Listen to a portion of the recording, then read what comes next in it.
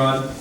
I also must thank Rod myself, not only for his continued efforts with the Athletic Hall of Fame,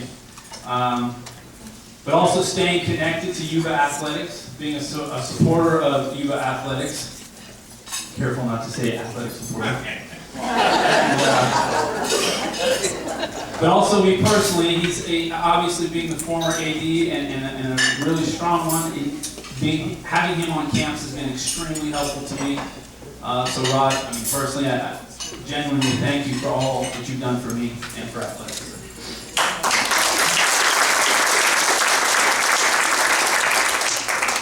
So the last little bit of recognition that I need to do and enjoy doing is recognizing our past or previous inductees that I would actually just prefer to call Hall of Famers. If you would please stand as I announce you and stay standing, and if you could please hold your applause until I'm complete, we will recognize our previous Hall of Fame, our current Hall of Famers. Larry Poole, athletic maintenance, 30 years. Thea Post, volleyball. Thea Post, volleyball coach, 1986 to 90. That's not right. 20 years. 20 years. 1986 to 2006. Yes. 6 to 5 would be 20. Sorry, my typo's thrown in. Bud Source, football and basketball, 1954 to 56. Skip Davies, football, track, and baseball, 1958 to 1960. Marty Crowers, representing Tom Crowers, football and special recognition contribution, 1949 to 2006. Dave Dunlop, tennis, 1956 to 58. Bob Aubert, basketball and baseball, 1961 to 63. Chuck Doherty, tennis and cross country, 1961 to 63. Ed Hicks, football, basketball, and track, 1954 to 55. C.J. Bordson, volleyball and basketball coach, 1962 to 86. Rex McDougall, dean, athletic director, and basketball coach, 1964 to 1971. Janet Valbutin, tennis, 1962 to 64.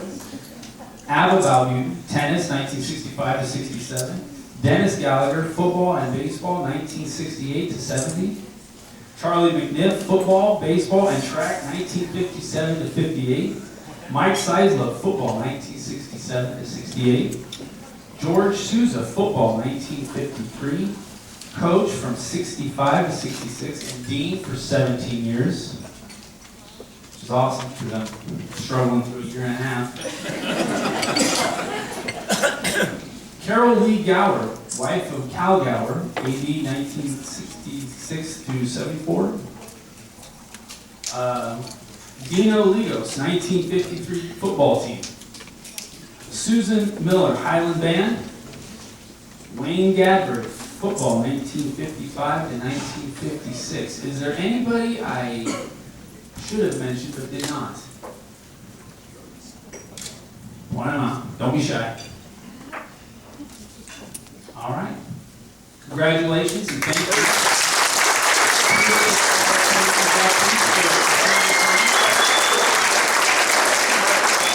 I'm sorry, George Nicolau.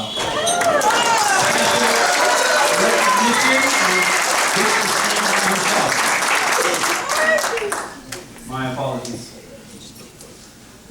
In talking about the past year, we've had some exciting seasons in athletics. This past year, where baseball, softball, volleyball, and football ended their season just missing postseason play. And just last night, the men's basketball team clinched their 8th consecutive conference title.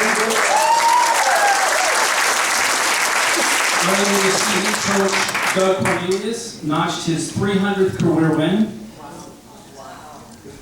And even where teams are falling short of their season goals, we continue to get athletes recognized and launched to the next level.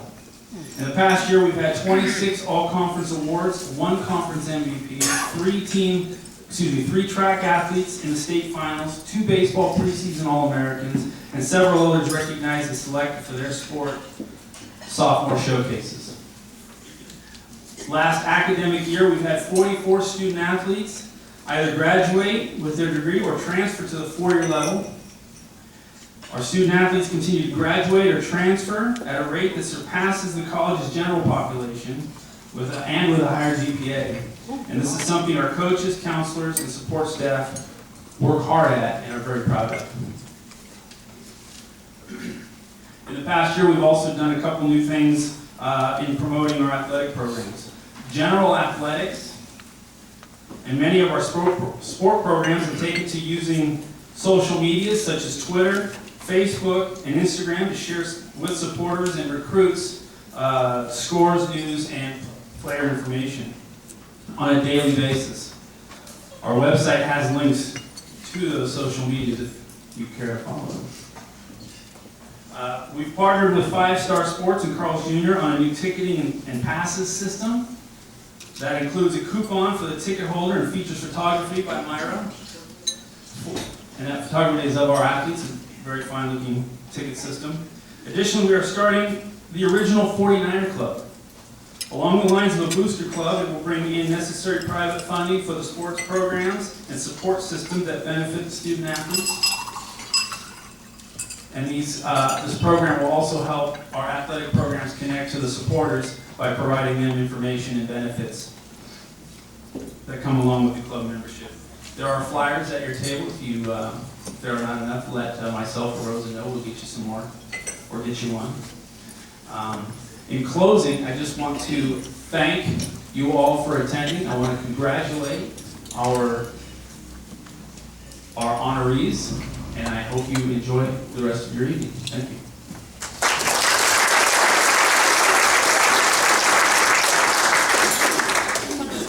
Everybody have a good time?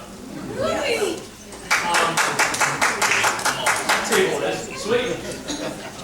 Real quick, before I get into more of the meat of this thing, if you were involved back 18 years ago when this thing started, I got to tell you a funny story because I was reminded by Phil Krebs that I had bored everybody with this particular story over the last 16 years, or 15 years, this being the 16th. But when I first moved to this community in 1985, I was the vice president at Great Western Bank in Marysville. I had a customer named Gary Ingleton.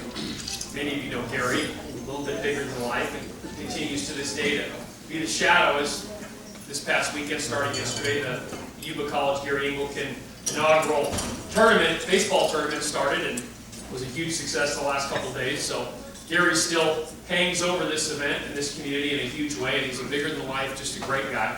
And he used to come into bank and he'd say, "Yeah, man, Effler's talking to Bill Bean, and we're talking about doing a Hall of Fame, and it's really cool." So if you were, I know George was involved, I know Rod. Stand up if you were involved 18 years ago and this thing got going. Come on, George, I know you were involved. Who else was involved? Larry? Thea, yes, Thea's been here since the beginning. Give those folks a big hand, because that's an awesome job. And this really is one of the best events, if not the best event in the state of California. In fact, for many years, we actually televised this, and it ran on Comcast direct from the Bay Area north of the Oregon border, and I used to get calls all the time because people were just blown away by the level of the inductees in this organization. Is pretty cool. Really, the only bad thing that's happened to me in the 16 years is tonight I had one coach or former coach actually slip in some notes on one of the inductees, and I won't mention her name, the opposed, but I'll try to do the best I can to work that into the script tonight, so we'll have some fun with that. Again, as CEO of Sierra Central Credit Union, and this credit union, for those of you that may or may not know, we're in our 58th year in business, and we are committed to not only the Yuba Center community, but we go all the way to the Oregon border to Placerville. We got 16 branches, and I get to do a little bit of a shameless plug here because we are the corporate sponsor, and if I don't do that, my board gets pissed off. Two of my board members, one of them is also a board member at Yuba College, and that's Jim Kennedy, former treasurer of Yuba County, a huge supporter of Yuba College. And Tip Belzu, who played football and baseball at Yuba College and was just inducted last year in the Northern California Hall of Fame, Athletic Hall of Fame, as our board president, and they wanted me to pass on congrats to the 7 inductees tonight. And we're excited to be a part of this community. We have a new corporate headquarters building going up in Yuba City that's going to be 55,000 square feet, a couple of stories, and we're committed to making the Yuba Center area as well as all of Northern California just a great place to work and live, and we'll continue that commitment in the years ahead. So anytime you need a loan, auto or home, come look at us, checking account, anything, you'll enjoy the service that you get. So that's my shameless plug for Sierra Central Credit Union tonight. Thank you very much. So, because I'm the MC, I get the job of a short look back, and it'll be short, it won't be 8 pages, but we've had 15 of these events previously, and there's been some incredible moments, and I just, for the sake of some of the folks that don't get here every year, I'm just going to share a couple of those, and it's always kind of cool if you have been here to hear about some of those things that happened. And again, this college goes back to 1911, so there's tremendous history, and there's been tremendous stories and tremendous emotion in this room for the last 15 years, and I'm sure we'll add to that lore this evening. I'll mention some of the things that have happened in the past at this event just so you guys can get a flavor for it. In the inaugural class, we had some unbelievable talent that was inducted into the Hall of Fame, and that included a gentleman named Glenn Potter.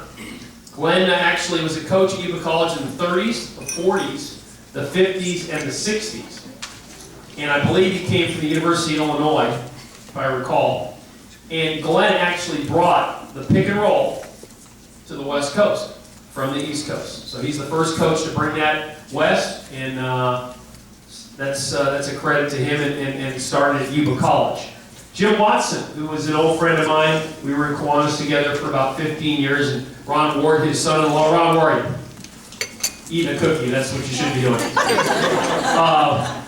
But Jim Watson was a bigger-than-life, I believe, 4-time mayor of Marysville, but he played football at Yuba College, coached at Yuba College, and played at UOP, and for Amos Alonzo Stagg, for those of you old-time football folks in the crowd. And he also played on the 1947 Washington Redskins championship football team as an offensive lineman.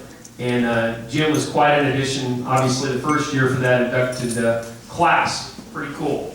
And then Lon Simmons. How many people here have heard of Lon Simmons? Raise your hand, okay? Most people in the room. If you have not, Lon was the voice of the San Francisco Giants. You can tell it goodbye. He worked with Russ Hodges, an amazing broadcast talent. Started his broadcast career right here at Yuba College in local radio. Pretty amazing, 1952-53. He was the voice of the San Francisco 49ers. Some of you have heard that team for many, many years. And then he finished up his career, I think about 15 years with the Oakland A's. And he just moved back to the Bay Area from Hawaii. And he's not in the greatest health, but he sends his best wishes. And Lon was a huge hit that night here as we inducted him in the Hall of Fame. He's greatly appreciative and had many incredible memories about his time spent here at Yuba College. Pretty amazing. And then John O'Runyon, who actually brought the first all-weather track to the West Coast at Yuba College. And he kind of coached up a gal named Stacy Michelson-Dragila, who ended up winning the gold medal in the pole vault in the Olympics. And John will actually go into the Northern California Hall of Fame in March. Great honor for him. And he passed away from cancer, and it was quite an emotional night when he got inducted. It was pretty awesome. And then Jim Stassi went in that first year, the famous Stassi family, baseball lore, his dad, his uncle, and then of course his son Max, playing for the Houston Astros right now, and Brock on his way to playing for the Philadelphia Phillies. And then that first year we also inducted the 1969 state championship football team, and that was led by Fred Riley. Pretty incredible story, pretty amazing group of athletes, and many of whom have been inducted as well as that team. And then of course Carol Jean Bortson and her daughter Thea have gone into the Hall of Fame as well. Probably the only mother and daughter head volleyball coaches at any college in the nation to go into the Hall of Fame. So that was pretty cool. Pretty good stuff there. From 1928, Sam Spurbeck went in. He got special recognition because he originated the 49er mascot, which actually they granted the rights to, Yuba College did, for the San Francisco 49ers to use that when they converted to the NFL from the old American Football Conference in San Francisco, but they got permission to use the 49ers from Yuba College as their logo. Pretty cool. And then in 2000, Tom Takita, who was intern during World War II, Japanese-American, was a legend at San Jose State, had some great stories about playing basketball in the 40s at Yuba College. And then Gary Engelken, who stood up and kind of gave his famous Jim Valvano speech. We actually had a video that Steve Cato did of his acceptance speech because we didn't know if he was going to make it to Saturday night. He was in that ill of health from battling his heart problems and other issues he had. But bigger-than-life guy, still loved in this community, and remembered this past weekend when they started Friday with the Yuba College Gary Engelken first annual baseball tournament that's going to grow and grow over the years. So that was pretty nice. And then, of course, I mentioned Stacy Michelson-Dragila, who played volleyball, track and field, and won the women's pole vault in the Olympics. She won that gold medal. She brought it here. Everybody got a chance to wear it, get a picture with it, try to steal it. It was a lot of fun that night with Stacy here. And then Jerry Attaway, who was the trainer, the head trainer for the San Francisco 49ers for many years, and played football here in 1964 to 1966. And then Ed Hicks, who's sitting back there, probably the best all-around athlete ever to walk through Yuba College. Amazing. 1954-55, he still looks like he could play. And then Fred Bud Van Deeren, who we lost a couple of years ago, head football coach, 1956 to 1961, a legend. The last person to play defense, offense, and special teams, played the entire game in the Rose Bowl for the University of California at Berkeley, and had an amazing career at Humboldt State as the head football coach and athletic director. Many of the Yuba College athletes that played for him here and played after him here, played for coaches he worked with, headed over to Humboldt State to play for Bud. And Bud made this event for many years with his humor, his candor, his wit. Amazing guy, we miss him, and just a wonderful man. Ken Griffin, 1965 to 67 basketball player, still making a hell of a contribution to that undefeated men's basketball team, where he's the co-head coach for Yuba College. Coached many years at Marysville High School. And then we've got the Heathens. We're the Valbutans. Ava and Janet, stand up. Let's see the hats. Come on, stand up. Thank you. Now, I call them heathens because Janet got up here and talked about her heathenist youth when she was at Yuba. And, I did not. yes, you did. A couple of really successful pharmacists. They own the Chico Racket Club. They're amazing. And thanks for coming back every year. And in fact, I'm going to go ahead and put the hat on because Janet gave it to me. So. Yeah. That's not a bad looking hat. And then the Masalatos. John and Roy are mentioned here, and the brothers Masalatos from Orville. Again, Yuba College around since 1911. There were a lot of areas that didn't have junior colleges, and a lot of athletes from all over NorCal came and did a great job at Yuba College, for Yuba College, and went on to do bigger and better things as well. And then Jim Hanifin, coached in the NFL, was the head football coach for the St. Louis Cardinals, not St. Louis Rams. And he coached football at Yuba College 1959 to 1961. I think he was one of Bud Van Deeren's guys that got into the coaching world, stayed there, and did some wonderful things. And then the Vossler family, Jason and Jim, they went in 2010, the famous Vosslers from Colusa. I think they own the basketball world over there, and of course their sister's the head coach at Humboldt State. And then this event, he worked at Yuba College for 30 years. He was already mentioned earlier, but this event wouldn't exist without Larry Poole. Larry, where are you? Big round of applause for Larry. Just does an amazing job playing lit for Yuba College. Just a fabulous job. And then final memory, last year the guy was crying his eyes out. I'm surprised he got a word out, but an incredible athlete, incredible football player at Yuba College, 1953, played at Cal Berkeley. George Souza. George, stand up. I usually pick on George as much as I can. He's not crying tonight, but that medal looks good, George. I know you get it. Thank you. I know that. So that's your walk around or down memory lane tonight. Hope you enjoyed that. There's some great stories, and we'll make some more tonight. So you guys ready? Okay. Here we go. Our first inductee to the class of 2014. And it's He's being inducted this year posthumously, having passed away in October of 2012. Known as one of the outstanding tennis players in the history of Yuba College, he might be the greatest tennis player in the history of Yuba College. He was the #1 player on Yuba teams that won Golden Valley Conference championships in 1951 and 52. He was the Northern California Junior College Singles Champion in 1952 and teamed up the same year to capture second place in the Doubles Championship. He was previously inducted into the Yuba College Hall of Fame in 2009 as a member of the 1951 championship football team, coached by legendary Gus Manolis, indicating his athletic versatility. You don't see a lot of tennis combination football players, folks, not these days. He came to Yuba College after graduating from Sacramento High School, where he participated in football, basketball, and tennis. Additionally, he served as student body vice president at Yuba College during the 1951-52 school year. Following graduation from Yuba, he transferred to the University of Nevada, Reno, where he continued his tennis career during the 1953 and 54 seasons. He completed his education at UNR, earning a bachelor's degree in civil engineering in 1954. He then began a 40-year career as a civil engineer for the California Department of Public Works and Division of Highways, and in 1994 he received the Carl Moskowitz Award for Excellence in Traffic Engineering. He and his late wife, Leslie, lived in Yuba City and were the parents of 5 children. He was active in Little League, he was an avid fly fisherman, woodworker, and helped coach tennis and softball at Yuba College. Please welcome to the Yuba College Athletic Hall of Fame, Perry Loudon Jr. and his son Scott will accept. Come on, Scott.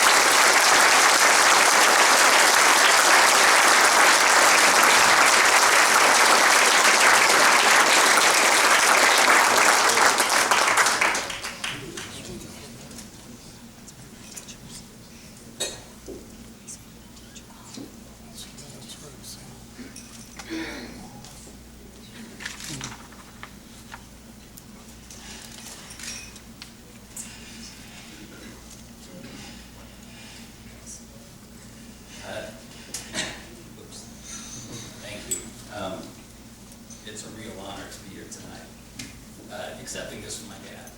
He, when I got the call from Eric earlier, or in December, saying Dad was in the Hall of Fame, it was a thrill, but kind of bittersweet because we just lost Dad a year and a half ago, and it would have been awesome for him to be here. He would have loved it. He was here in 2009 when he went in with the 51 football team. Loved it. I mean, absolutely loved it. Seeing guys he hadn't seen in 50 years, and those guys, I mean, he kept getting up from the table, said, "Excuse me, I think that's," and he'd go over there, and it was like the guys hadn't seen each other since last week. I mean, he had such a good time. And loved it. He was so proud of that. And he had that medal. It was hanging on the wall, like the first thing you saw when you went into the family room. He was so proud of that.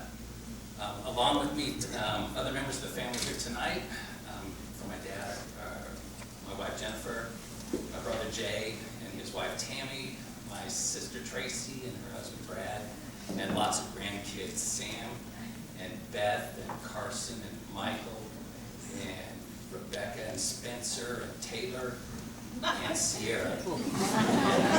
We're especially happy tonight that my dad's 2 sisters are here, Molly Diaz and Liz Brooks, to share this night. And also I'd like to say, my dad's dear friend for over 50 years, Dave Dunlop. And I'll be back to Dave.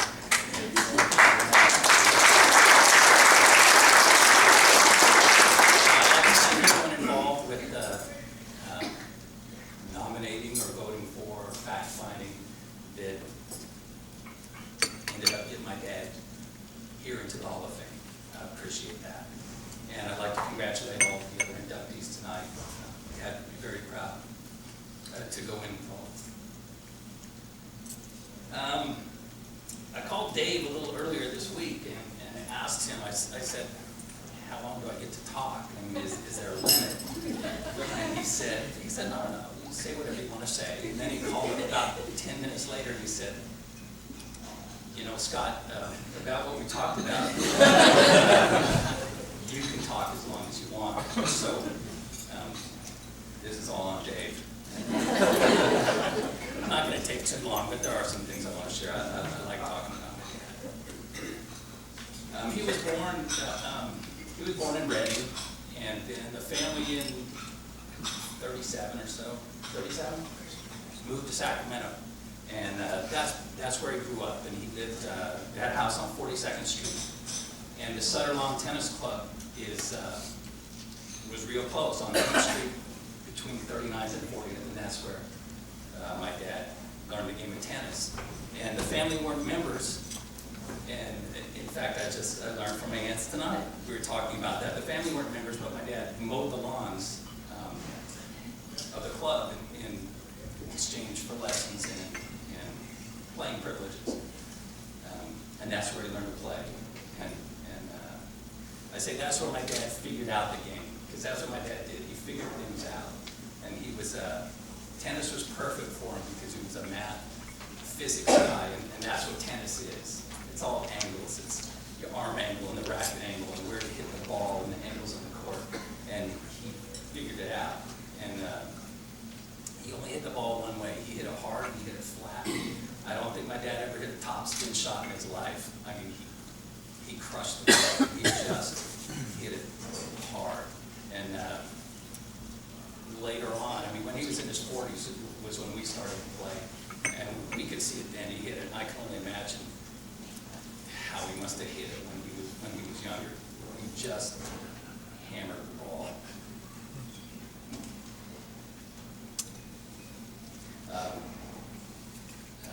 He was also one of those guys who would tell you there's 1,000 wrong ways to do something and one right way to do something. And that was, he figured out that one right way. And that's how he did it. So he went to Sac High, and he played football and basketball and tennis, and graduated in 1950. And later that summer was when the family moved up to Yuba City. And at the end of the summer, and Dad enrolled at Yuba, and it was late in the summer, and football had already started, so he didn't play that year, but in the spring he went out for tennis, and he had a couple other freshmen who became very good friends of his, Leighton Case and Laverne Wall joined the team, and Dad was the #1 player on the team, and Leighton became his doubles partner. And he and Leighton played together for a couple of years, and that year they won the Golden Valley Conference Championship. And as John said, in the tournament that year in the Northern California Junior College Tournament, Dad was 3rd place in singles, and he and Leighton took the 2nd place trophy. And then they came back in 52. In 52, and my dad would never, he didn't talk about tennis. We didn't even know he played tennis until we were in our teens. We didn't talk about it. But he would say, and then we started playing. He'd say, yeah, we were pretty good, and they were really good. I mean, 52, I'm looking for matches to play. They played against some 4-year schools. They played Chico State, they played Sacramento State. And Chico State was the only team that beat them that year, and they beat Sac State twice. But their big rival was Shasta. And they couldn't stand Shasta College for some reason. Well, Dad had his reasons. But they were close. They were a close rival, and they were tough matches, but they could not stand each other. And Dave was telling me some of the possible reasons why. They couldn't stand each other. And one of the matches early that year, the first match they played that year, Dad and Leighton actually had a game within a game that they like to play. Now, when you're playing tennis and it's going back and forth, occasionally, accidentally, the ball you hit might actually strike the opposing player. And that's your point. And you apologize. You say, my bad, and you go on with it. Well, when that occasionally happened, Dad and Leighton actually had a point system. And different body parts were with different points. Figure that one out. What were the big points? So anyway, they're going to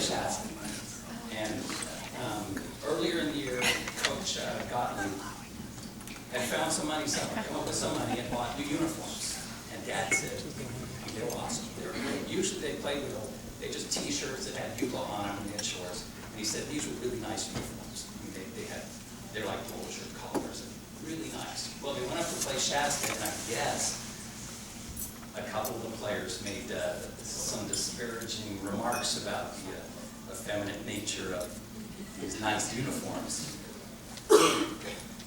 And Dad and Leighton decided maybe to try and teach them a little lesson. And they started off the match hammering everything they could at the players, regardless of getting points or not. And they were actually behind. And this was a real close match. And they fell behind. And like he says, first time I've ever seen a timeout in a tennis match, but Coach got them called timeout and came on the court.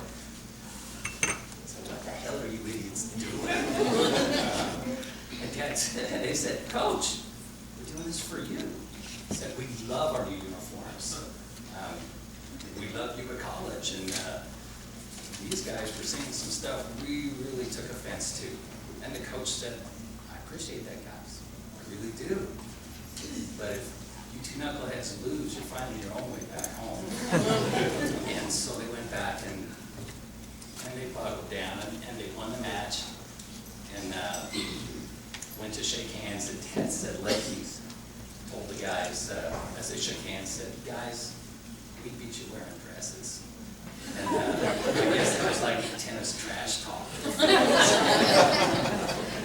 But they got their ride home, and Clayton won the points, and Dad lost the first round.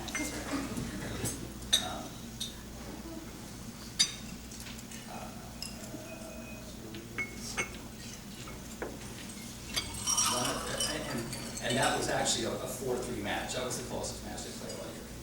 And then they went on to win the championship that year. And then in the tournament, Leighton and Dad again won second place in Northern California, and Dad won the singles championship that year. One of the things about my dad that we learned a little later was he had this lifelong, how do you despise referees? It didn't matter what the sport was. And we learned this from watching sports with him, and Dad coming, he was in Little League. It didn't matter what it was. Watching us play, watching the grandkids play, he didn't like referees. And to me, that always seemed like it must have been an inner conflict somewhere, since in tennis, you're your own referee, and he must have battled that. And yet my dad was one of those guys also. If you asked him, he'd tell you he was never wrong. He was always right. And so I'm pretty sure he agreed with all the calls he ever made in his tennis matches. After Yuba College, he went up to Nevada, played a couple years, and then came back and got married, started a family, went to work. And in 1958, the tennis coach at Yuba College passed away unexpectedly for the beginning of the season. And somebody asked Dad to take over, so he did. He came out. And that's where he met Dave Dunlop. Dave was a member of that team.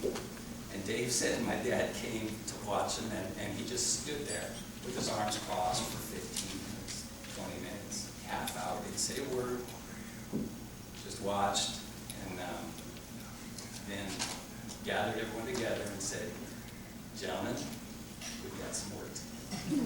And Dave says they did. And Dave went on to Hall of Fame coaching career in tennis. And he says everything he learned about coaching and breaking down a swing and teaching a tennis swing came from my dad. And later at Yuba City, I played for Dave, and my brother Jay played for Dave, and my cousin Billy Stevens played, and so that was kind of a nice little circle. As kids, we didn't play tennis. I mean, we didn't grow up playing tennis at all. I don't think I started until I was about 13, and I remember this summer I rode my bike down to San Bran and got a couple weeks lessons from one of our pupils, and hit the ball over the net. And came home with thousands of balls off the garage door. I mean, thousands of balls, which Mom loved, but thousands of balls. And this was before I went to play. And then Dad said, okay, let's go play. Finally, let's go play. And so we went, and he pulled out his rackets, but I mean, a couple of his rackets had gone through 55 flood. They were pretty trash, so we had to go find a racket. There's only one racket my dad would ever play, and that was a Wilson Pro Staff Jack Kramer model. And we found, whether it was a Bremer's or a Ray Gouge, we found that, and then went out on the courts, and man, like a human backboard, everything came back. Everything, he put it wherever he wanted, and I figured out real quick, I wasn't very good. Really good. Not long after that, Yuba Racket Club opened over on Jones Road, and we lived pretty close. We got a membership and started playing more, and then Jay and I started playing in high school. And so we played with Dad a lot, and you know, he never coached us. It was just, we would go and we would play. And then he decided to, I mean, we were on, Dad, go play in a tournament. Because they're always having tournaments. Go play in a tournament. Finally, he decided to play one. And he said, I haven't played so long, so we played in 40, it was 40 and over, and we played the D division. And he smoked it. I mean, he trounced everybody, but he came home and he said, it was like, yeah, I left a couple points out there, and a little rusty. I mean, he was really good. And he went back a couple months later, another tournament, and smoked it. I mean, he won that tournament. And the next time it came around for tournaments, they told him, Perry, you're not playing D's anymore. And they moved him up. And so he played C's, 40 and overseas, and he won that tournament. And Jay and I played some doubles tournaments with him, some junior, senior stuff, and man, he was good. He was so good. And he used to say, I'm the brains and you're the legs. You know, if he did a lot of yelling, that's yours. I mean, if it was close, if there was any run in, if it was close to him, man, he would back. And so we would play, and then after he won those, he won 2, 3, 4, 5 tournaments, and then that was it. I mean, it was like he proved, yeah, he could still play, and he didn't play any more tournaments. And then once we were out of high school, we stopped using girl. Sorry, I don't think you ever picked up the racket and played this. Well, while we were still playing, I remember when I was junior, senior in high school, I saved up enough money and went down to Big Fucking Sacramento and got the head Arthur Ashe aluminum composite. God, cat gut, 70 pounds of tension. I got banged the ball with that. You know, I could hit rockets. And we went out to play with Dad. First time I went to play with Dad with that. I remember we would just play points back and forth, and so I'm hitting serves, and I hit a serve, and I crushed it. I absolutely crushed it and charged the net, and the ball just whistled past me. It whistled past me. And there's Dad, and he had this thing, his shoulder was starting to rise. So I looked over, he's just kind of rolling his shoulder, with a big smile on his face. The guy could play the game. So good.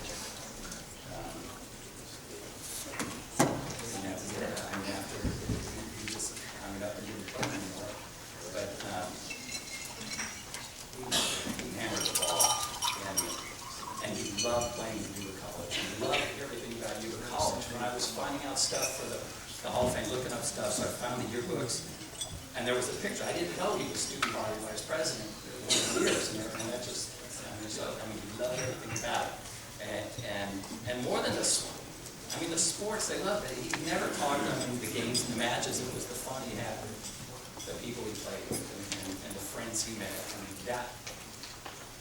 And I've seen that with my kids, more than matches and games. I mean, you win some, you lose some, blah, blah, blah. But it's the people that you meet, and those are the memories that you hold on to, and those are the stories you love to tell. So again, this is a great honor for my dad, and he's been so proud. And he was, you know, the things that mattered, he was a great dad, a great husband, a grandpa, and super engineer, smart engineer, great friend to so many. And then, other than that, he could just hit the crap out of the test.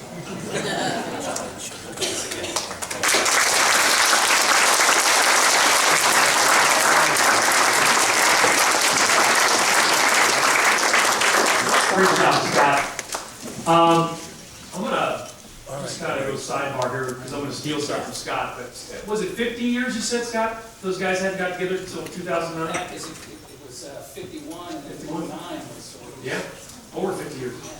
Yeah, so I would just recommend anybody who gets a chance to go to a reunion where you haven't seen some folks in 40, 50, 60 years, whatever, 30 years. I went to this past summer my 40-year 8th grade reunion. 8th grade. Hadn't seen these people in 40 plus years. It's a hell of an experience, so thanks for sharing it, because that's really cool. Okay, so our next inductee. She was an outstanding high school athlete at Clear Lake High School, where she participated in 3 sports. She came to Yuba College to continue her athletic career, specifically in soccer and basketball. As a soccer player, she set a standard of play that brought immediate success to Jason Spain's coach soccer teams. Jason now at Minot State, by the way. That standard and the records she set during her 2 years of the program remain today. She led the Lady 49er soccer team to its first ever Bay Valley Conference Soccer Championship and made it to the state championship Elite 8. The team finished with a 19-1-2 record. From the forward position, she scored 33 goals and had 14 assists to lead the team and set school records for her accomplishments. She was named the team's most valuable player. Additionally, she was named the Bay Valley Conference MVP. She led the state of California in scoring and was the first team All-California selection. And she was the team's leading scorer each year she played at Yuba. As a member of the Yuba College basketball team, she led the team in both offense and defensive rebounding each of her 2 years, as well as scoring from the forward position, which earned her all Bay Valley Conference honors. She currently lives in Lakeport and works for the County of Lake County. Please welcome into the Yuba College Athletic Hall of Fame, Carrie Bridges.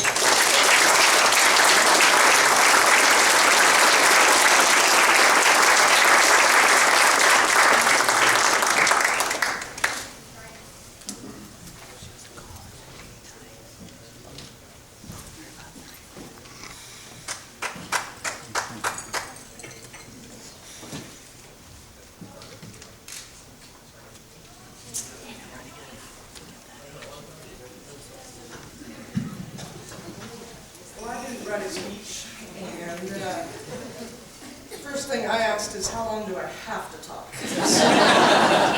Obviously it's long.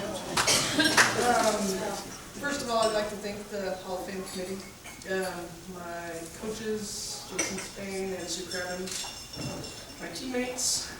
I probably belong in the Heathener group, because most of the stories I can't tell up here and definitely wouldn't want to say them for my parents. But I want to thank my parents for supporting me throughout my sports career. I definitely couldn't have played multiple sports and go to school if it wasn't them. For them paying for everything else. I had a great time at Yuba College, some of the best years of my life. Met the love of my life here, and we have 2 beautiful children. Desi Josiah played football and fell football up there. And I really don't know what to say. I just want to say thanks. Thanks for this. I had a great time. And it's nice to be on a winning team, and I'm glad that I could lead our team to those wins. So that's all. Thank you.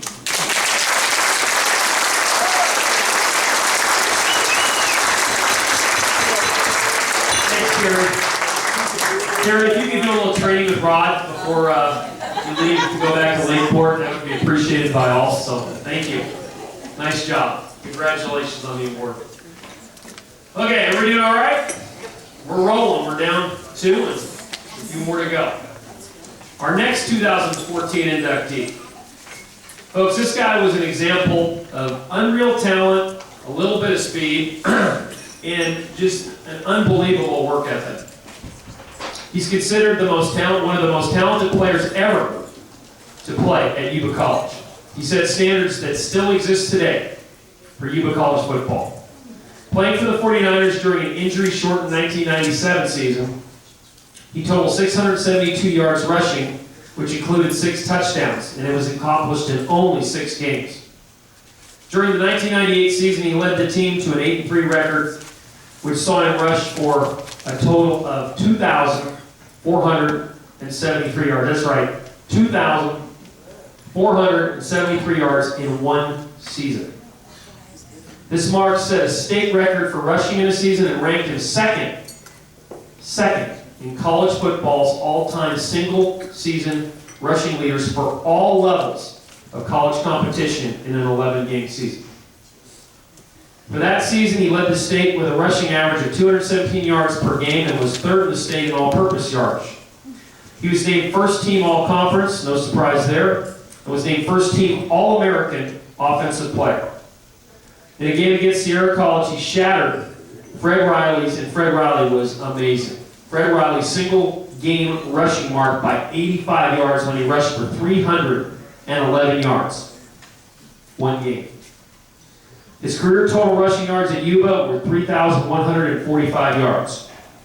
The 49ers ended their 1998 season with a victory over Cabrillo in the Lions Bowl game, where he rushed for 302 yards and was named Offensive Player of the Game. After Yuba, he transferred to Western Washington University, where he continued his collegiate football career. It was during the 2000 season that he tied the school record by scoring 4 touchdowns in a game against Montana State University Western. He was first-team Columbia Football Association running back in both 1999 and 2000 seasons, and was an academic all-conference athlete both years as well. After graduating from Western Washington with a bachelor's degree in business administration, he returned to his hometown of Spokane, Washington, where he was co-owner of 3 businesses with his father and his West Coast sales manager for the Foundation Fitness, selling commercial strength and fitness equipment. He and his wife Rebecca are expecting their first child this summer. All you have to say around Yuba College is number 6, folks. And everyone knows who that was. Please welcome into the Yuba College Athletic Hall of Fame, a most deserving, Giorgio Usai.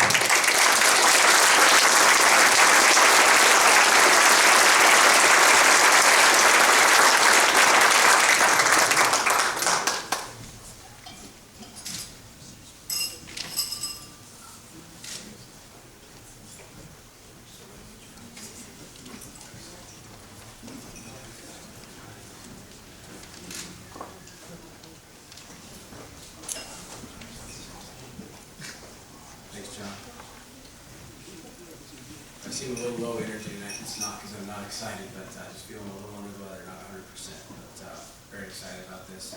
A lot of people I want to thank, but I think first and foremost it's the coaches I played for and the guys that I played with. That starts with Coach Hull and Coach Miller. Most importantly, but it carries on to all the teammates that I played with. JJ Rodriguez is here. I just want to tell one quick story about one of my most important teammates, the best offensive lineman. And when you look at some of those numbers, you know I had some offensive linemen in front of me, right? And it wasn't just him, but he was probably the most important. And this story will just give you an idea about some of these guys and how important they were to what we were able to achieve. Because all those numbers, you know, I get the credit for them. It's something that we achieved together, and that's what I'm most proud of is not those individual accolades, but bringing something back to Yuba College that hadn't been there for a while as far as football. All of us on that team were really aware of what some of these 1968, 1969 team guys did, and hadn't had a lot of success over the period since those guys, and we were happy to bring some of it back. But the story is, after our sophomore year where I was injured, this lineman, Luke Burns, had been named All-State. And we were at a basketball game, and myself and Luke, and I think Steve Raptis were there, and we were talking with Coach Hull. And Luke says, I'm really happy about this award, but why isn't Giorgio All-State with me too? And Coach says, well, you know, we need a little more production out of him first. And he said, well, okay, that's fine, but I want him to be All-State next year. What's that going to take? And Coach Hull's like, how am I supposed to answer that? Why don't you guys go lift some more weights or something, right? But Luke was a pretty laid-back guy, kind of a long-haired guy. And for those of you who know him, he wasn't very serious much of the time. He gets this serious look on his face and goes, "What if Georgia rushes for 2,000 yards?"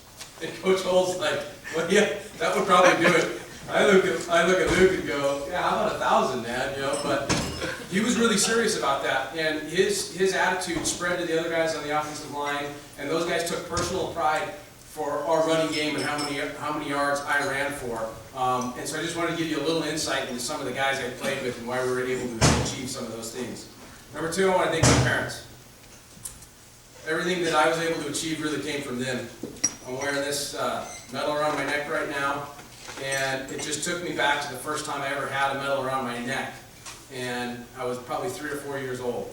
And I was at a weightlifting competition that my dad was competing in.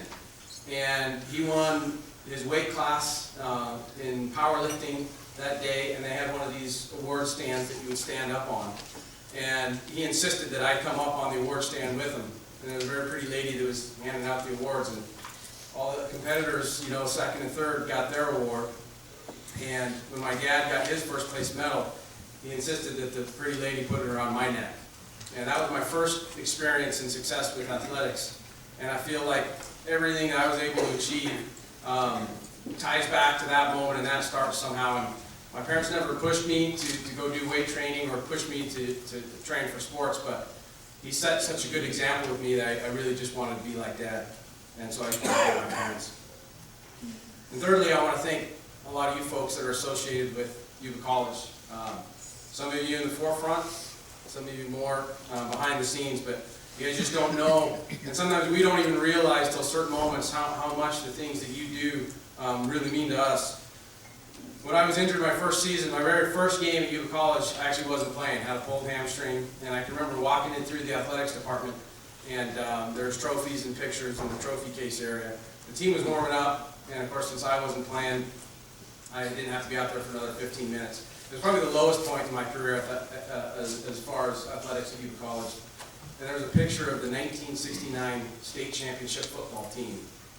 And we weren't very good at the time, so I didn't have any ideas that we would be state champions or make it to a bowl game or anything like that. But I just thought it'd be nice if we could just do something that one day could even be up next to those guys somewhere to put in a trophy case or just to feel good about. And fast forward, we did achieve some success. In the next year, we went on to a bowl game to win that bowl game. And I can remember we were celebrating, and I looked off to the side and I saw Mr. Bilby, our athletic director at the time. And he was kind of, I would say he was by himself, kind of taking everything in. It's kind of an emotional win for us, and it's been a long time since Yuba College had won a football bowl game. I think I saw a little tear in his eye. Not for long, I think he got it kind of wiped away, but at that point it kind of hit me that for us, for student athletes, it's a quick 1 or 2 years, and sometimes we don't realize how important it is, and we don't realize how much some of the people around us care for us, and how they're putting their heart and soul into what we do. Bob Miller took me around today to see our new football field and some of the facilities that are new since I was there. And it just kind of connected me with that time, looking at that picture of the 1969 state championship football team. And by the way, in that trophy case now, we do have our Lions Bowl trophy next to it. And you know, Larry Poole was the person who was responsible for setting up that trophy case. And he probably doesn't know how that little thing kind of affected me and maybe how many other people it has affected. But the little things that you guys do, just like this event tonight, it's kind of a big deal. And you don't always get thanks for it. All of you guys, from my teammates, my coaches, my parents, you know, you gave me the opportunity to grow as a player, to grow as a leader, to grow as a teammate. You gave me the opportunity to receive a full athletic scholarship and complete my education at a university.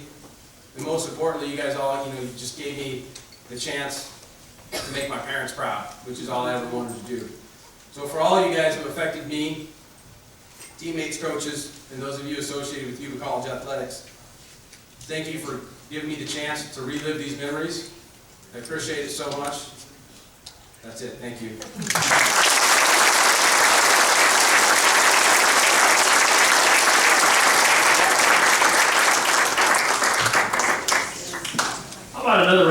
applause for George. Wow.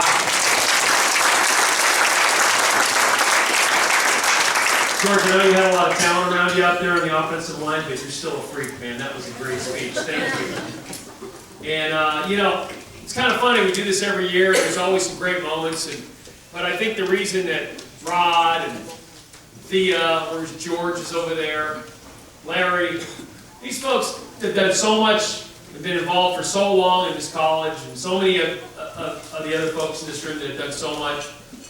The reason they have is when you hear Scott and Carrie and you hear George get up here and speak, I mean, it's got to make you feel like pretty damn proud. Those are successful people after Yuba College, and they just brought it back full circle. So my hat's off to you, man. Great job. Thank you. That was cool. Okay. Our next inductee into the Hall of Fame. She was a member of the Yuba College volleyball teams during both the 1990 and 91 seasons. The 1990 team, coached by Thea Post and assistants Julie Coates and Don Takuchi, won the Bay Valley Conference Championship, and she played an important role from her outside hitter position. Her play earned her all Bay Valley Conference honors for both years she played volleyball at Yuba College. She was a graduate of Yuba City High School, where she was an outstanding athlete, excelling in both volleyball and basketball. And this is where I get to jump in with Thea's notes. Thank you, Thea. This is cool. In 1990, she was a freshman. She played like a sophomore, according to her coach, after the first couple of weeks of the season. Her extreme competitiveness and unending consistency were major factors in many of the team's wins. Her outstanding play led her to 2 Yuba volleyball records that season, one on the defensive side and one on the offensive side. Defensively, she held the record for the most digs in one season at 170, and offensively, she held the record for the highest hitting average in one season at 289. Then in 1991, this young lady was Thea's go-to player. By the end of her second season, she had broken 4 Yuba College records. Most digs in one season, which broke her own record with 195. Most digs in 2 seasons with 365. The highest hitting average in one season of 302. And the highest hitting average in 2 seasons of 295. She played both of her seasons with Olympic gold medalist Stacy Michelson Dragila, whose both pictures are in tonight's program. And they continue to be close friends to this day. She went to Cal State University Chico, earning a Bachelor's of Science degree with a major in social work in 1994, and she currently works at the Alta California Regional Center in Yuba City as a service coordinator. Being raised in a farming family, she loves the Yuba Center area and would not want to live anywhere else. But when she can, she does enjoy traveling, going to the coast and Disneyland. She and her husband James are the parents of 3 wonderful children. Please welcome into the Yuba College Athletic Hall of Fame class of 2014, Kimberly Durham Days.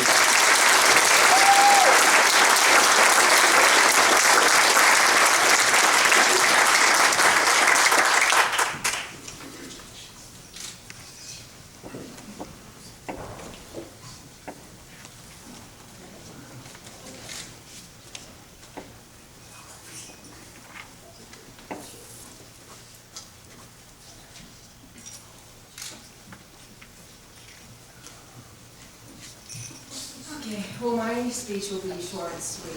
I have a fear of public speaking, and Thea told me I was being inducted. I said, do I have to say a speech? She says, yes, so it's going to be short.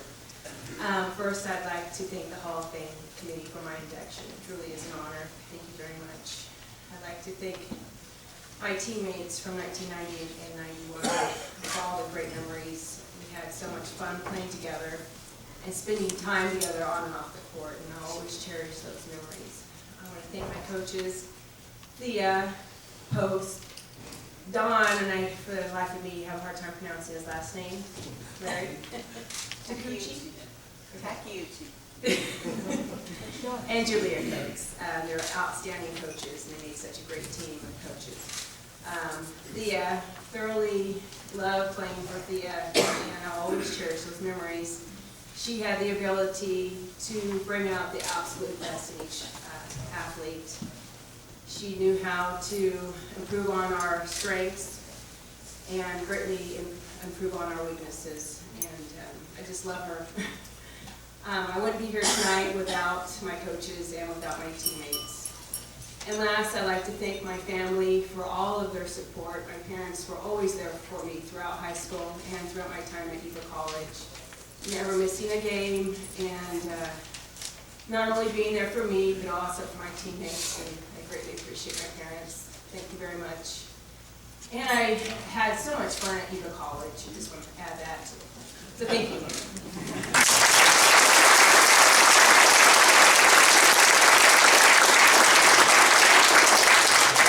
Great job. Congratulations. Okay, hits are going to keep on coming. And it's got a big hits time. This next inductee won back-to-back batting titles while playing baseball at Yuba College during the 1972-73 seasons. Playing shortstop and third base for Coach Gary Engelken, he was selected all-conference both years. You'll learn why here shortly. And was elected the All-State team in 1972. During the 1972 season, he was the California State batting champion, leading all players in the state with a .529 season batting average. And in the conference, his batting average was even better at .630. Rod, how do you coach around a guy like that? Man. Additionally, his .777 slugging percentage is an all-time Yuba record, and his .555 on-base percentage ranks among the highest in Yuba baseball history. He came to Yuba College from East Nicholas High School, where he was an all-around athlete. He graduated from Yuba with an associate degree, then transferred to Fresno State, where he continued his baseball career playing for the legendary Bob Bennett, who would eventually become head coach of both the national baseball team and the Olympic team. The 1973 Fresno State team had a batting average of .283, one of the highest up to that point in Fresno history. He graduated from Fresno State with a degree in developmental recreation therapy, and he taught special education for private nonprofit agencies, as well as teaching for 8 years in the Grant School District. Feeling the call to the ministry, he attended the Dallas Theological Seminary and is now an ordained pastor, serving at the Westside Church in Roseville. He and his wife, Cheryl, have 2 children, Brina and Samuel. His hobbies include fishing, hunting, music, reading, and being with people. Please join me in welcoming you to the Yuba College Athletic Hall of Fame, a most deserving Frank Mascaro.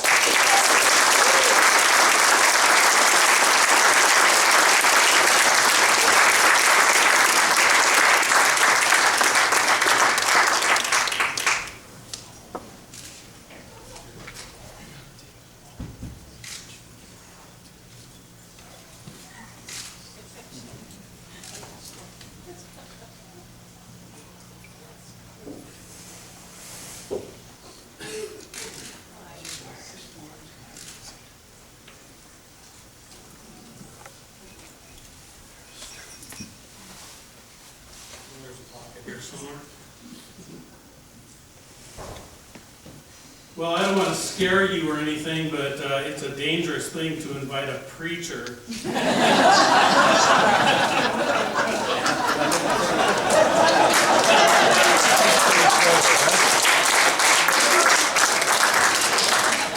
Because I'm only used to speaking an hour and 45 minutes.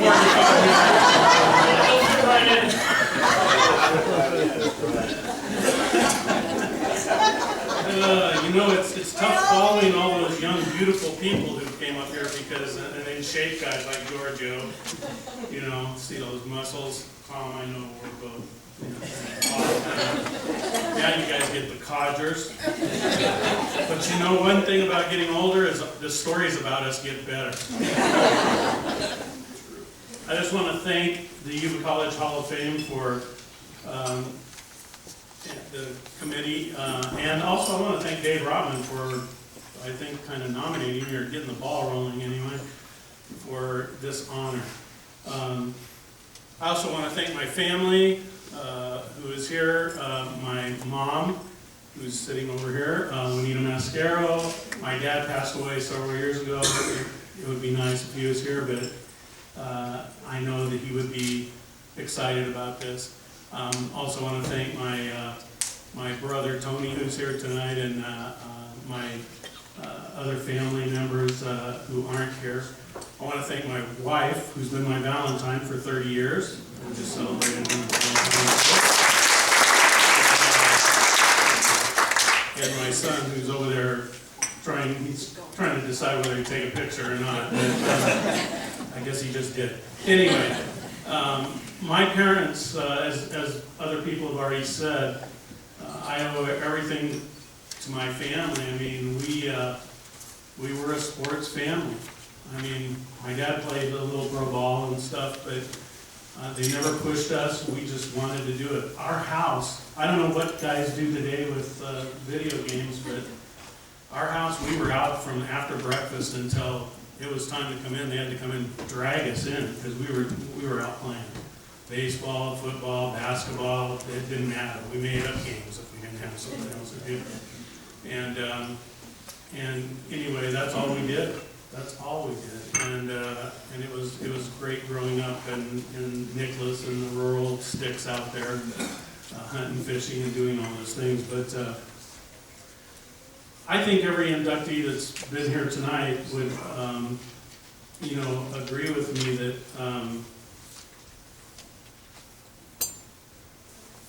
we owe so many people, and it's been said by a couple of them, for us even being here in this situation, standing before you.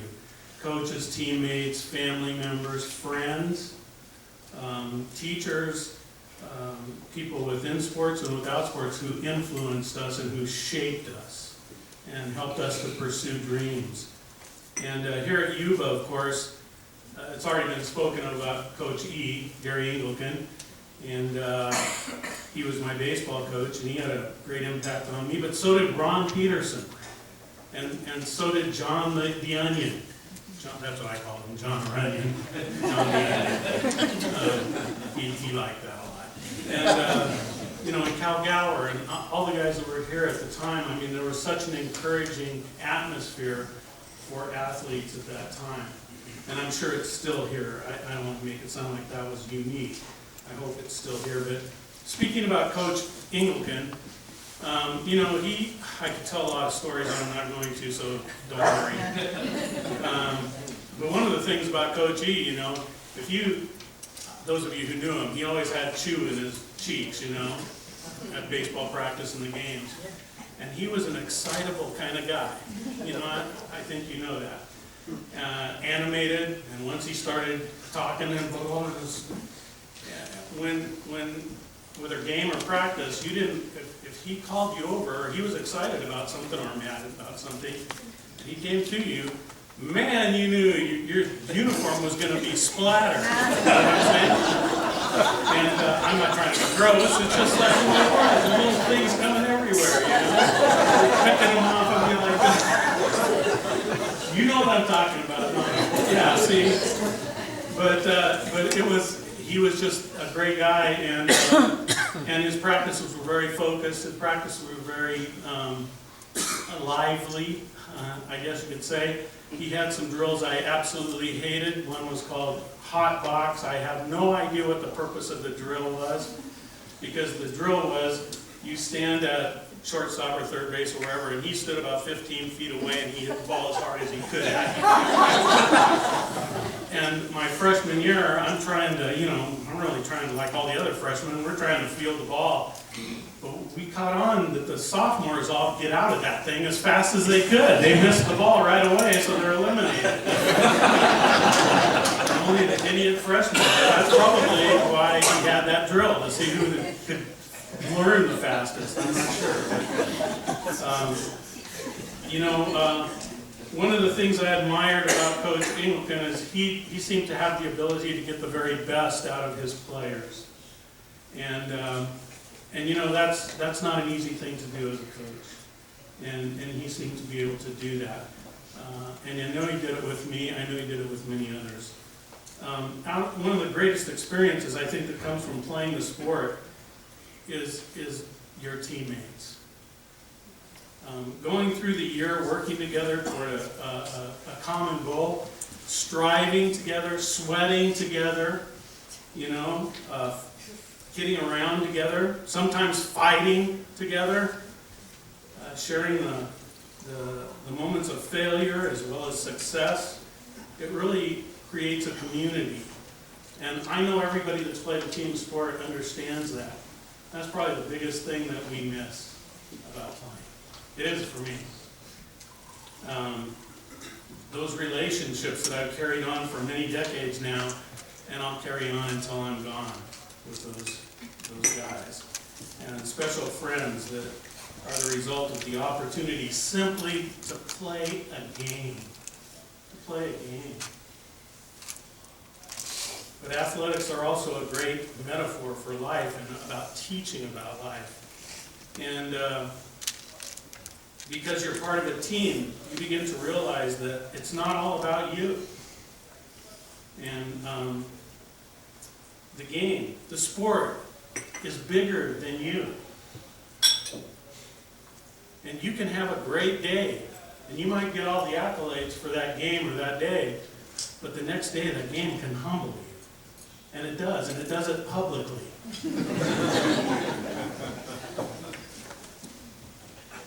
And in fact, you know what? The game's going to go on even when we're gone. And that's the beauty and the glory of athletics. That's what makes it so special. It's bigger than all of us. And you learn attributes when you play, like sacrifice and like investing in your teammates. Because you want to support them in their up times and their down times. You want them to be successful because when they're successful, you become successful. And you learn humility. Because, as I said a minute ago, the game humbles you. It humbles you. When you start thinking you're pretty big for your britches, the next day, you're shut down. And you learn that not everything goes your way and that you have to play by the rules. And then on a team, you have a role, you have a position that you're responsible for, and you're responsible to do your part because the success of the team depends on you and that role that you play. As well as the other roles that your teammates play. And that sometimes you win, and sometimes you lose. And you learn to do both of those with grace. And you accept the reality that some days the other guy outplayed you. And rather than make excuses, you give your opponent the credit that's his due. What I'm trying to say is that athletics are just another tool in life that help to build us, to shape us, to turn us into the kind of people we are, to build the character that we are. Character, it's been said, character is who you are when no one's around. And that's so lacking in our culture today. And I really believe that it's starting to become less and less important in athletics. And that's why I'm so excited that Yuba College continues to do something like this, to acknowledge those who've gone before. I've ridden on the shoulders. Tom's coming up here next. I was a little kid. I was just a real little kid when he was. No. But Tom and Dennis Gallagher and Dave Rotman and Jim Orr and all these guys who paved the way for me, Johnny Stam, to come stand on their shoulders. We just forget that, and it's a game. It's a game, for crying out loud. There are 800 billion people in China who don't give a crud about what happens to them. But it builds stuff in us. And we can allow it to build things into us, or we can allow ourselves to think we're better, greater than we are. So I want to just thank you all for honoring all of us tonight, me. But in honoring me, you are really honoring a multitude of others who've had a hand in getting me here. And I know that's the way that the other inductees feel as well. And to whom I am humbly indebted. And I just want to thank you so much, and my heartiest congratulations to all of my fellow inductees. And hey, go 49ers.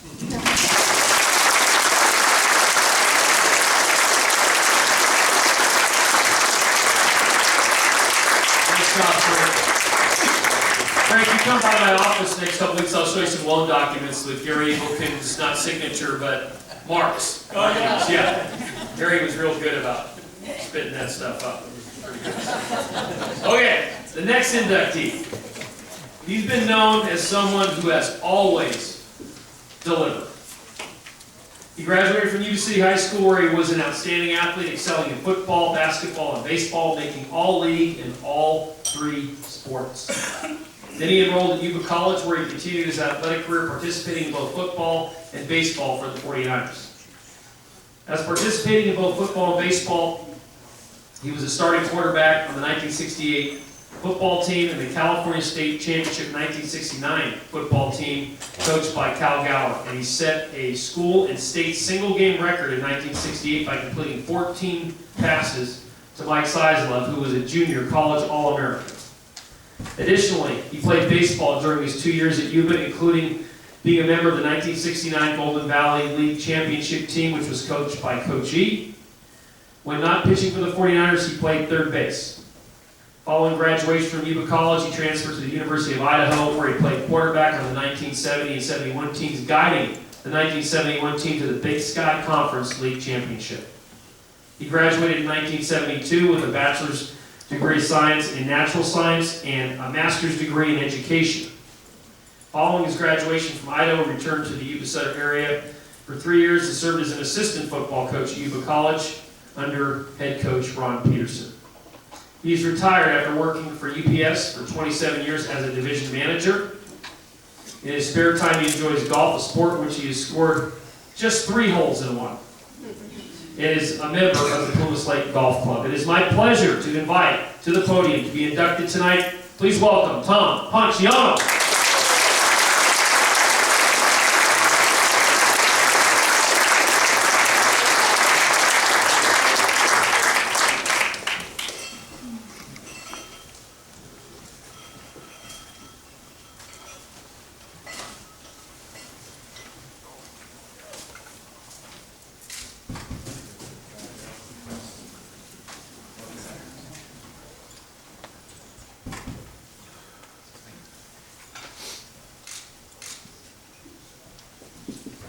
Thank you very much.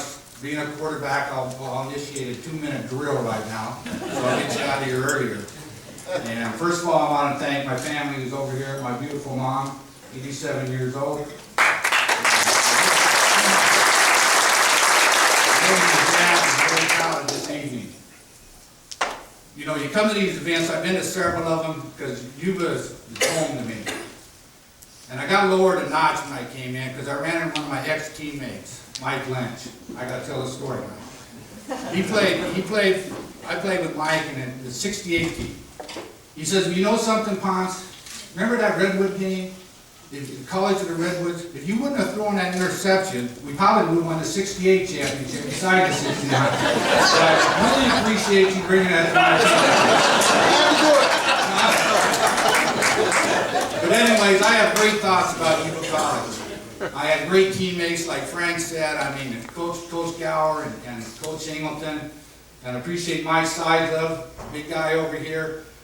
You know, when back in those days, Coach Gower and Coach Ingleton, they were the recruiters.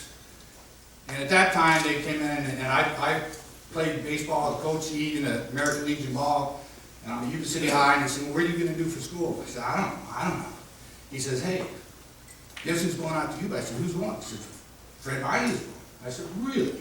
Fred's going. He says, I said, well, that sounds good. Bruce Porter. All of a sudden, Dennis Gallagher, all these guys from the area, all were going to go to Yuba College. The result of Cal Gower, Gary Ingleton, and the coaching staff that they had. And we got together and achieved something that very few have an opportunity to achieve, and that's to win a state championship. And it's the biggest highlight of my life. And after that, it afforded me to get a college education at the University of Idaho. And I came back and I coached for Yuba for 3 years. And after coaching, well, while I was coaching, I was a UPS driver. You've seen the UPS up there for 27 years. I worked at UPS. And I used to deliver downtown Marysville for 4 years. 3 years I coached football with Ron Peterson. And they asked me to go into management at UPS. I said, no, I don't want to do that. I said, I want to be a football coach. I did it out of Yuba. I love coaching because I love Saturdays. There was nothing better than game days on Saturdays. So I finally decided, well, a good friend of mine, Dennis Mahan, still a good friend, talked me in and said, you need to go into the UPS. We can make you a management guy. I said, okay. So I did. And I found out that every day was game day at UPS. I probably trained like 20 times. I was a lot thinner then. I'll tell you that right now. But what I took at UPS is what I learned through all those years of coaching and all the great coaches that I had. Because if you ever seen a UPS driver, is there anybody in there that's a UPS driver? Well, if you ever watch it, you got to train them. You train them how to get in a truck and how you get out of a truck. Everything you do is your training. And use the same skills you did as a coach. Because you got to motivate your employees. If you have employees working for you, you got to motivate them and you got to teach them and you coach them. Just like, just like we're playing football and we're running a play. We're going to go off left tackle, 22-yard right. And you practice it, and you practice it. That's the same thing we did at UPS. And I need to thank Yuba College for giving me the opportunity to go to the University of Idaho, get a degree, because without that degree, I would never went up to the level of UPS that I did, and spent 27 years with them. And Yuba College, it's a result from Yuba College. And I really appreciate all those coaches, Ron Peterson, and George Susan, old high school guy there.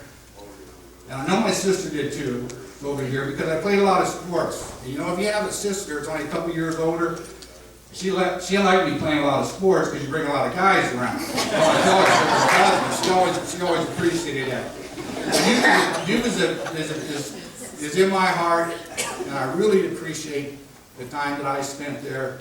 And if it wasn't for Yuba College, I wouldn't have been retired for 10 years and playing golf 4 days a week. The 3 hole ones isn't nothing compared to one of my members on the 71 team, Richard Noel over here. He's had 10 of them, believe it or not. So my 3 isn't much. And Mike, I do appreciate you reminding me about that interception. So to the committee, I want to thank you very much. So it's quite an honor for me, and I very much enjoy these dinners that we have. Thank you very much.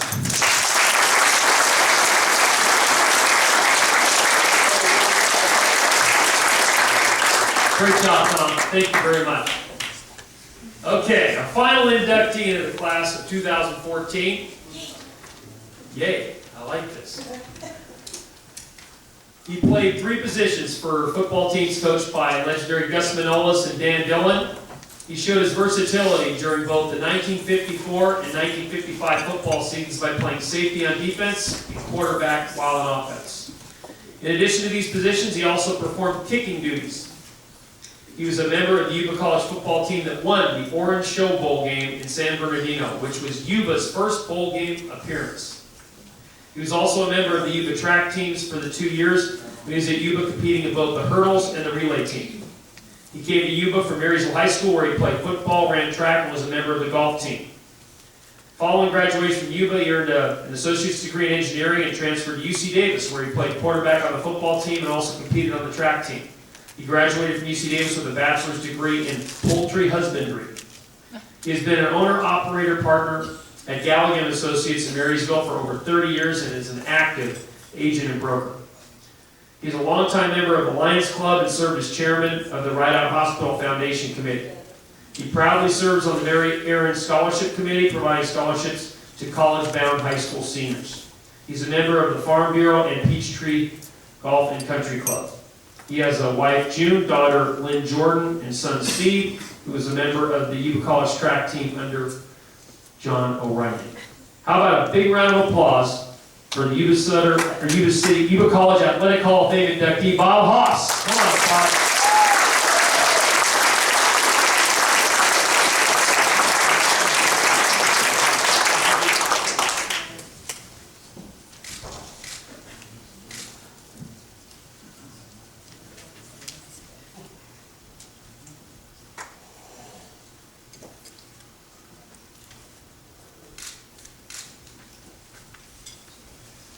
This won't take long. I know everybody's wanting to get out of here, but I see some of my teammates from 53, 54, not 4 and 5, but anyway, I want to thank the committee for the fine work that they do on keeping this program going. It's been very inspirational to all of us, I think. I would also like to thank my wife who's here tonight, and my son who finally made it here tonight. So we're here for a good reason. I'd like to mention just a couple of coaches. I think you might, some of you will remember. I'd like to get in with Gus Manolis. I know you knew him, he was out here for quite a while. But Gus had to be one of the quietest coaches that I've ever been around. If you came out of the game and he wanted to tell you a little story or something you're doing wrong or something you're doing bad, sometimes you had to take your helmet off to hear him. Well, we knew Gus from the golf course. Then he had his partner, Dan Dillon. Now Dan was got you charged up. He's the guy, you know. We'd be standing on the sidelines and the other team would take the field and he'd tell us, okay guys, don't get too excited now. These boys only put their pants on one leg at a time. Well, that was inspirational. Then came, in 54, Joe Filippi. He came down from Oroville, Yuba College, and I don't know, it wasn't just me, but several of us. Joe had to be smiling. He came down and he brought all the master laws, just all of them. And they were good athletes, believe me, all of them.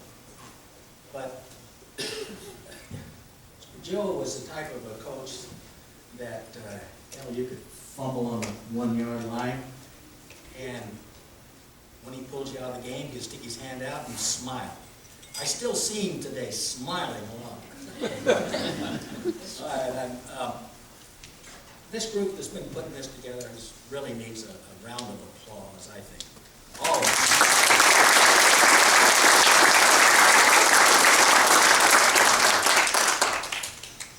I think that's just about all I want to say. Thank you very much. Just drive home safely.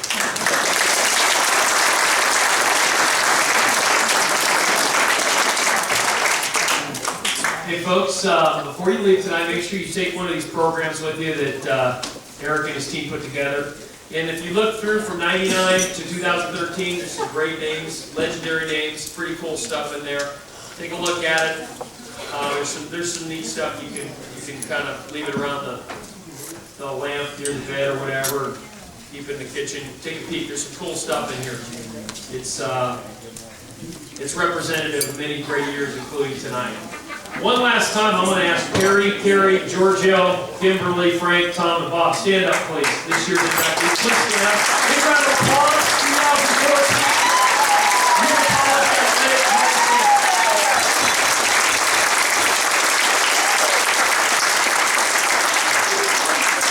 Well, folks, that's another year in the books. I want to thank everybody for coming tonight.